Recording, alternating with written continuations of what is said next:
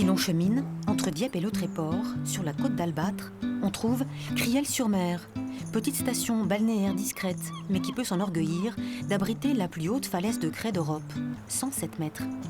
Et les falaises ici font partie du décor, mais aussi de l'histoire de la commune et de ses préoccupations. Jean Mauger parle de lui comme d'un vieux criellois. À 68 ans, il a toujours vécu ici et fut même pendant 13 ans le maire de la commune. Alors toutes ces histoires de falaises qui s'effritent et s'effondrent, il les connaît par cœur. Je ne suis pas un scientifique, mais je me suis toujours intéressé à cette problématique de falaise, et encore plus lorsque j'étais élu, bien entendu. Une falaise, ça a toujours tombé, et ça tombera toujours. On peut prévenir la sécurité des habitants, mais on ne pourra jamais empêcher les falaises de tomber, sauf de doux rêveurs qui ont cru à un moment qu'on pouvait tout faire contre la nature. Mais malheureusement, non, la nature gagne toujours. Les éboulements de falaises font partie de la vie des Criellois. Le long du rivage, des blocs de craie encore frais prouvent qu'il n'est pas recommandé de se promener à l'ombre des falaises.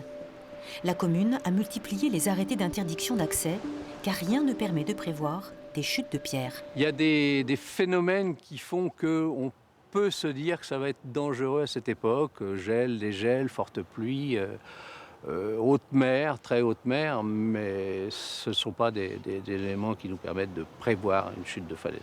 Après, quelques éléments pour les gens qui connaissent un peu la falaise ou qui s'y promènent, pour les vieux Criellois, des petites fissures qui apparaissent ou autres, et là on se dit « Ah, attention, ça peut arriver ». Et souvent ça arrive. Mais il n'est pas indiqué non plus de vivre sur la falaise. En 1996, un éboulement sur une zone d'habitation oblige la municipalité à prendre d'urgence des mesures de protection. Et c'est 10 ans plus tard, après un long processus administratif, que 11 maisons de Criel et de Ménilval sont finalement détruites en raison d'un danger imminent. Les habitants avaient été au préalable expropriés et relogés.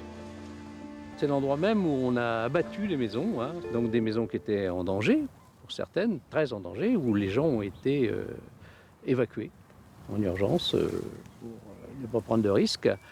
Et il y avait ici à Criel 9 maisons, 3 sur Ménilval.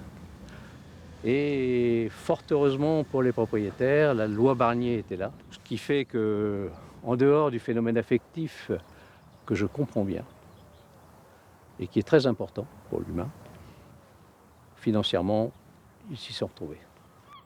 La loi Barnier est une loi de protection de l'environnement qui s'applique à la sauvegarde des populations menacées par certains risques naturels majeurs.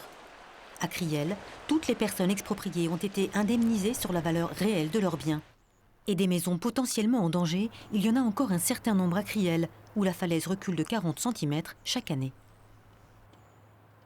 Vous avez vu les maisons autour de vous s'écrouler? Il y en avait une, là, ils l'ont démolie. Hein. Mais pas la vôtre.